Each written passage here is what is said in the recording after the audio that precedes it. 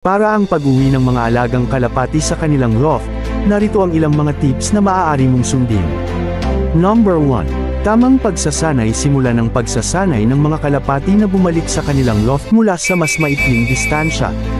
Dahan-dahan, dagdagan ng layo habang masanay sila sa kanilang tahanan. Number 2. Regular na pagsanay. Panatilihin ang regular na schedule ng pagsasanay. Halimbawa, ilabas sila sa parehong oras tuwing araw ng training upang makabuo ng routine. Number 3. Pagbibigay ng gantimpala. Bigyan sila ng gantimpala, tulad ng pagkain o treats, sa tuwing sila ay bumabalik sa loft.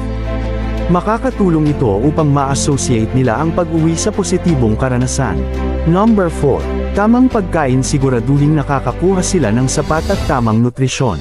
Ang malusog na kalapati ay mas energetic, at may mas mataas na tsansa na bumalik ng mas mabilis.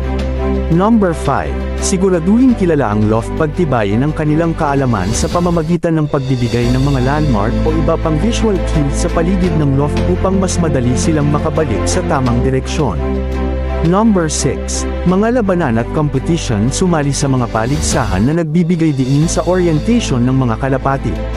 Ang mga aktibidad na ito ay makakatulong sa kanila na maging mas pamilyar sa pagbabalik sa kanilang lofts. Number 7. Patuloy na pag-obserba. Iobserba ang kanilang pag-uugali at trend. Kung may mga pagbabago sa kanilang ugali, maaaring kailanganin mong ayusin ang iyong paraan ng pagsasanay. Sa pamamagitan ng mga hakbang na ito, maaaring mapabilis ang pag-uwi ng iyong mga alagang kalapati sa kanilang loft.